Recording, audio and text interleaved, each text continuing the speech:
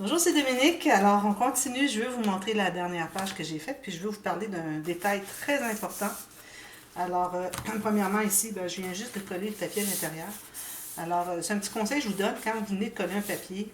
Si vous avez quelque chose qui est inégal ou quelque chose qui prend dans le milieu, pour éviter qu'il y ait une forme qui se fasse, alors il faut que ça fasse ça comme ça, et puis que ça reste, ou bien que ça fasse une bosse, ça descend, quoi que ce soit. Alors, je recommande de le laisser bien sécher, bien prendre avant de fermer avec le petit onglet rotatif pour pas qu'il déforme trop. Parce que parfois, nos pages déforment un peu.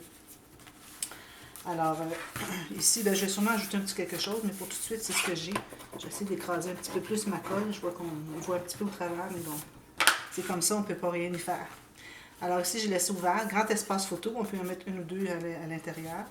Ici, petite décoration, on peut faire un journaling. Ici, je laisse ouvert. Espace photo, même chose, espace petite photo, grande photo, journaling si on veut. Alors, vous voyez, ici à l'intérieur, je n'ai pas matériel. Ici, lui, je l'ai fait parce que je voulais vraiment qu'il soit plus solide, vu qu'il va y avoir une pression ici qui est attachée. Si j'en avais eu deux, ça aurait été il y aurait eu moins de pression, de tension, qui fait que ça pourrait courber vers l'extérieur, le rabat. Mais bon, parce que mon papier est très large. Hein. Mais je l'avais fait dans l'autre album, puis c'était correct. Ça devrait être correct. Alors ici, j'ai décoré comme ceci. Ici, j'ai mis un sticker, j'ai laissé ouvert derrière. J'ai mis un papier cartonné assez mince dessous. Ça peut être un papier mince aussi, si vous voulez, comme un papier à copier.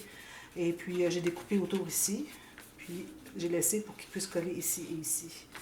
Alors, je fais des petites incrustations comme ceci, ici aussi.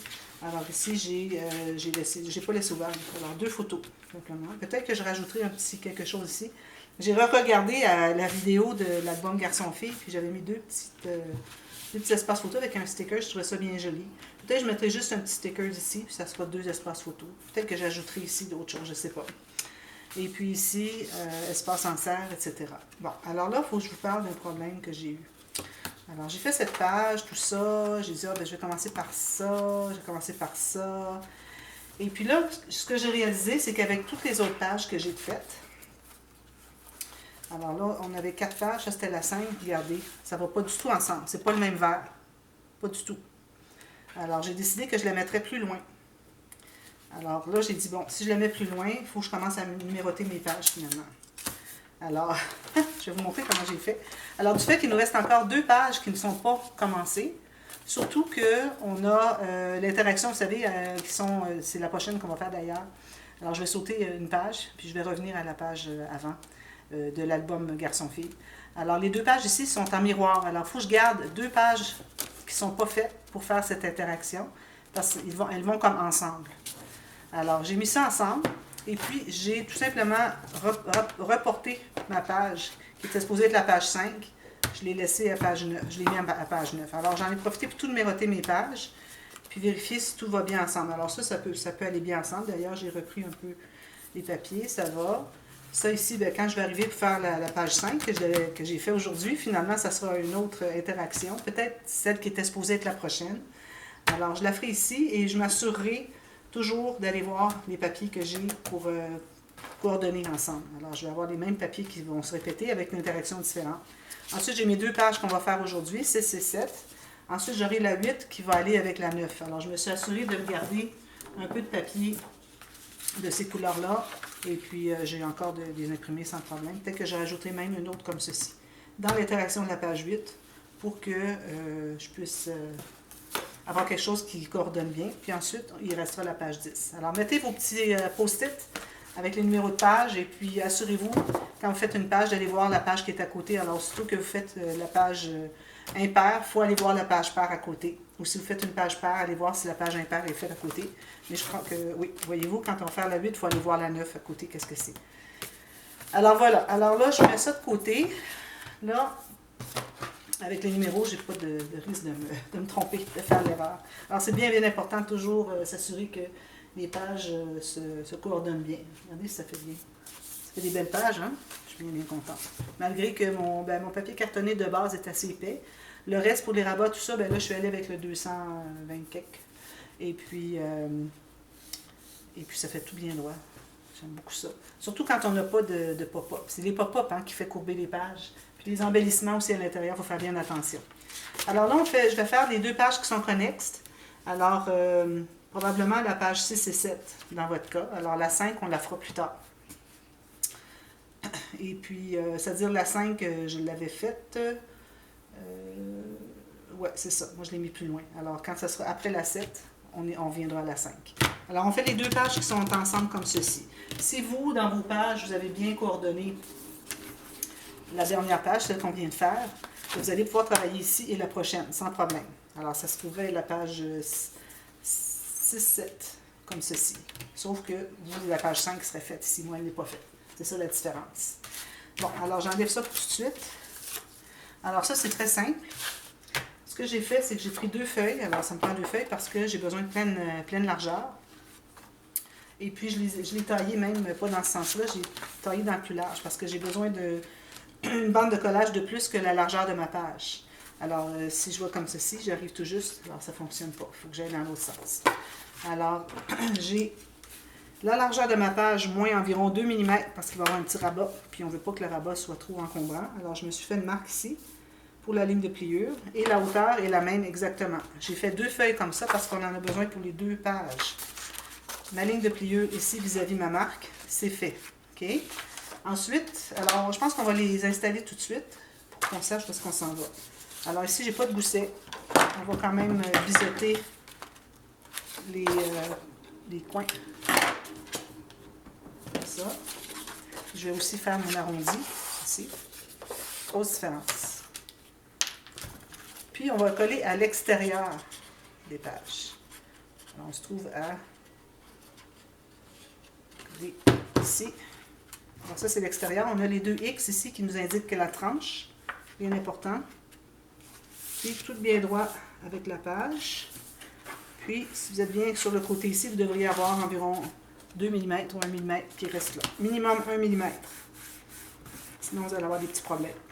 Vous allez voir, quand on va faire le fermoir, vous allez comprendre. Bon, là, je vais presser ici. Même chose de l'autre côté.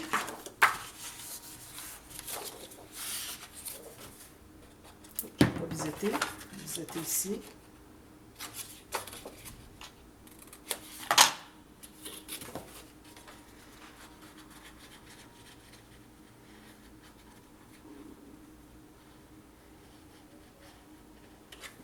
Et puis je l'installe de l'autre côté en miroir. Il y a l'égal en bas, en haut. Il me reste mon 1 mm. Si jamais vous ne l'avez pas, ben allez le couper, c'est important. Donc, moi, il me reste 1, c'est vraiment très minime. Là. Ça va être suffisant pour mon papier, mon fermoir, mon petit rabat fermoir puisse se loger. Alors là, on a les 2 pages qui ouvrent comme ceci. Alors, on va faire les fermoirs tout de suite, si on veut. On va en faire un des 2. Alors là, je vais faire un des 2 pour les 2 prochaines pages, parce que je n'ai pas besoin de vous faire nécessairement 2 fois la même chose. Alors, j'ai le papier ici, une chute. Je vais le prendre en papier cartonné assez épais. Vous savez la même chose, c'est pas de problème, c'est juste que moi, je voudrais l'avoir un petit peu plus épais. Alors ici, je vais me tailler 2 morceaux identiques. Et chaque morceau va devoir avoir une bande de collage. Alors, je prends sur le plus long. Ça va être comme ceci. Okay? Alors, une bande de collage, un gousset de 3 mm. Bande de collage environ 1 cm. Un gousset de 3 mm. Il me reste tout ça ici, ce qui est bien. Alors, aléatoirement, là, ça me donne 5 cm et demi ou 2 pouces et quart. Je fais la même chose ici. Alors là, je suis allée à 2 pouces et quart ici. Puis une ligne ici.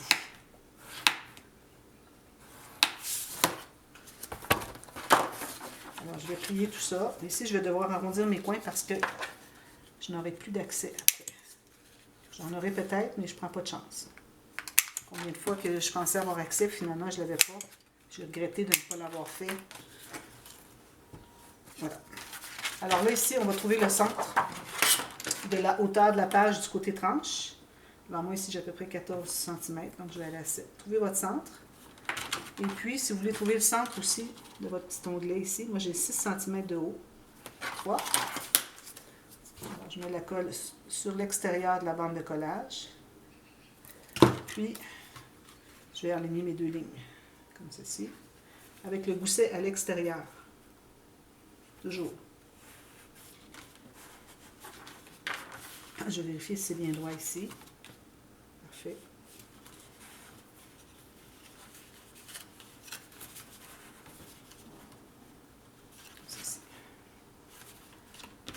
Vous ferez la même chose avec l'autre. Vous allez l'installer du côté tranche, comme j'ai fait ici, à côté du X. Okay? Ensuite, alors là, on va prendre encore 2 feuilles. Alors, je vais en prendre une, puis on va calculer qu'on fera les deux en même temps. Alors là, ce dont j'ai besoin, c'est... Alors, je vais faire une montagne comme ceci. Je vais prendre la même hauteur que ma page. Encore là, je vais prendre dans le plus large, parce que j'ai besoin de la moitié de mon rabat. Vu que le rabat est 1 ou 2 mm plus court, alors on va mesurer avec le rabat, nos mesures. Okay? Parce que si on mesure avec lui, on va arriver ici, ça va être trop grand. Il ne faut pas que ça dépasse. Alors, je vais couper mes 2 feuilles pour la bonne largeur. La hauteur, finalement, comme un pop-up, finalement. Si vous êtes 1 mm ou 2 plus court, moins haut, c'est correct aussi. Alors là, avec ma planche à rainure, je vais faire une ligne au centre. Alors moi, vu que j'ai 11 pouces, ça me donne 5,5. 28, ça me donnerait 14. Ici. Et ici. Ensuite, ce que je vais faire, c'est que je vais mesurer pour arriver à la moitié de ma page ici. Ou si vous voulez l'avoir pas exactement à la moitié, vous allez avoir un espace plus court, un espace plus grand. Ça va aussi. Moi, je pense que c'est ce que je vais faire. Sinon, vous mesurez la moitié de votre largeur ici. Et puis, vous allez faire une marque sur votre interaction en plaçant bien la ligne de pliure tout juste sur la ligne de pliure du rabat qui est ici. Et puis, vous allez faire une marque et puis ça va être votre ligne de pliure pour la bande de collage. Puis, vous gardez environ 1 cm de bande de collage. Alors, moi, je vais le faire tout simplement avec une bande de collage de 1 cm chaque côté. Je vais faire comme ça, pourvu que quand il va être plié, comme ceci, que ça entre à l'intérieur ici. Alors, vous allez mesurer comment est-ce que vous allez, à quel endroit vous allez l'installer. Je vais vous le montrer, mais je voudrais juste faire mes lignes de pliure ici avant.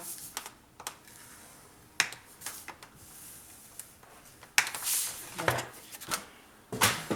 Alors, j'en ai un côté. Alors là, je travaille de ce côté-ci. N'oubliez pas vos flèches. Alors, je plie ici. Je vais plier aussi mes bandes de collage. Je vais biseauter les 2 coins. Ceci.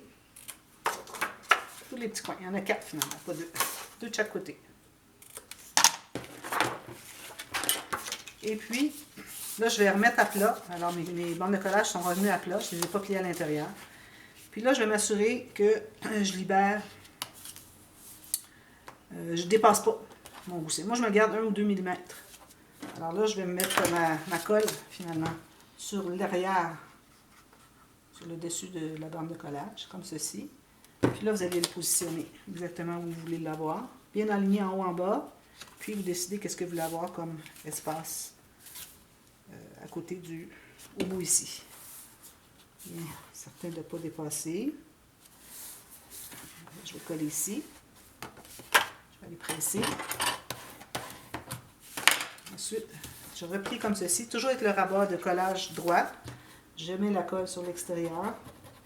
C'est le même principe que les montagnes, c'est des montagnes au fond. Puis, je vais aller fermer tout mon rabat, bien égal, ici, en haut, en bas. Voilà. Alors, faites ça la même chose de l'autre côté. Je peux même vous le faire, j'ai le temps dans ma caméra. Là. On va le laisser prendre pendant ce temps-là. Alors, je vais plier mes bandes de collage. Juste question qu'elles ont déjà leur pli de fait, mais on va les coller à plat. On ne les collera pas pliés. C'est pour que la montagne puisse s'ouvrir. Alors ici, vous voyez, je n'ai pas arrondi les coins. Si jamais vous avez arrondi les coins, parce que vous le voulez ou parce que vous l'avez fait par erreur, à ce moment-là, il faudra aligner votre montagne ici, à partir du moment où est-ce qu'il n'y a plus d'arrondi et que c'est juste droit. Alors, je mets la colle ici.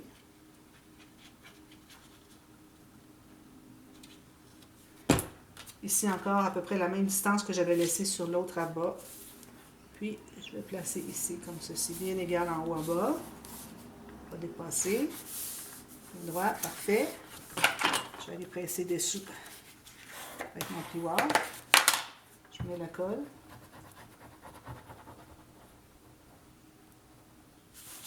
Puis, je vais aller fermer tout ça. Bien égal ici, bien à plat. Parfait. On presse tout ça. Alors ici, moi, il va me rester à mettre mon fermoir. Je vais aller l'ouvrir. Je n'ai pas ouvert l'autre, mais idéalement, on va l'ouvrir pour voir s'il n'y a pas de colle qui s'accumule sur le côté. Si ça a débordé ici, ça pourrait coller le papier à l'extérieur ici, ce qui n'est pas souhaitable. Sinon, vous l'enlevez un peu. Quand vous allez arriver pour mater, vous allez mater jusqu'au bord, à peu près. Idéalement, vous gardez 1 mm pour que ça se ferme bien. Même chose pour lui. Parce que si on arrive les deux au bout ici, ça ne doit pas se fermer, ça va faire trop d'épaisseur. Je vais aller voir mon autre ici si j'ai la colle qui a débordé. OK. Comme ça. J'ai une petite affaire ici, c'est correct. Si j'avais de la colle, ça allait comme coller là-bas. Vous avez ça ici. Alors, vous allez placer un aimant, environ 1 cm ici, du bord. Et puis, vous allez placer l'autre vis-à-vis, comme ça. Ensuite, vous allez pouvoir commencer à faire votre matage. Et puis, je recommande ici, là où est-ce que vous avez mis votre aimant, attendez pour mater l'intérieur ici pour le deuxième aimant à la toute fin. Au cas où, on va ici garder, finalement, on va pouvoir arrondir ici les coins. Ça, c'est pas ici que ça donne. Alors, on est correct. On peut arrondir. On va peut-être un peu voir le coin, comme vous voulez. Peut-être qu'on ne devrait pas. Alors, vous attendez pour mater celui-ci à la toute fin, parce qu'avec tout le matage de tout ça ici, il faut mater aussi à l'intérieur ici et ici, si possible. Au moins lui, parce qu'il y a les coutures, même lui, s'il y en a une. Mettre une bande si vous voulez, mais bon, tant qu'à mettre une bande, on va les mater les deux à l'intérieur. Et puis encore là, vous devez laisser environ 1 mm pour que ça s'ouvre bien. Alors, vous allez voir que ça va être tout maté, surtout si vous avez des photos, vous pouvez même placer vos photos. Puis là, vous allez voir, si jamais vous voyez que votre gousset n'est pas suffisant, moi je crois qu'il va l'être suffisant avec 3 mm. Alors à ce moment-là, vous allez l'augmenter, alors vous allez refaire une ligne plus vers l'intérieur ici, pour augmenter le gousset. Donc, ça va déplacer votre aimant. Alors, vous allez remettre l'aimant sur le papier qui est maté ici, l'aimant qui est déjà dessous. On a maté dessus, vous remettez l'aimant et puis vous repressez pour le placer à la bonne position. Alors, toujours, quand vous avez, que ce soit un fermoir d'album, quoi que ce soit, quand vous avez de l'épaisseur qui risque de s'ajouter beaucoup à l'intérieur, je vous recommande de ne pas mater l'intérieur du rabat avec l'aimant. Attendre à la toute fin pour voir si vous avez besoin de repositionner votre aimant. Alors, vous voyez que quand on a mis notre petit rabat ici, fermoir, alors c'est bien qu'on ait 1 mm ici de jeu, qu'on se soit laissé moins large, parce que sinon, ça voudrait peut-être courber comme ça, parce que ça voudrait pousser. Alors, on recommande toujours, quand on a un fermoir qui va se rabattre par-dessus un rabat, de toujours laisser un petit espace, comme ça, pour que ça se ferme bien. Alors, je vais tout faire ça, et puis je vous reviens, ça va être tout terminé. Alors ça va être la page 6 et 7. Alors, il ne faut pas oublier de refaire vos flèches, pour vous assurer que vous ne faites pas d'erreur. Ici, ici. Alors, mon petit rabat, il va être ici. Donc, on se trouve avoir des rabats qui sont en opposé. Donc, on ouvre comme ceci. Puis là, on ouvre les deux interactions. Alors, ça fait un grand éventail de 8 photos. Voilà, c'est ce que ça donne. Alors, je vous reviens avec ça tout terminé. Et puis, ensuite, on va continuer avec les pages qui sont déjà prêtes pour la suite. Alors, voilà. Merci. À bientôt. Bye bye.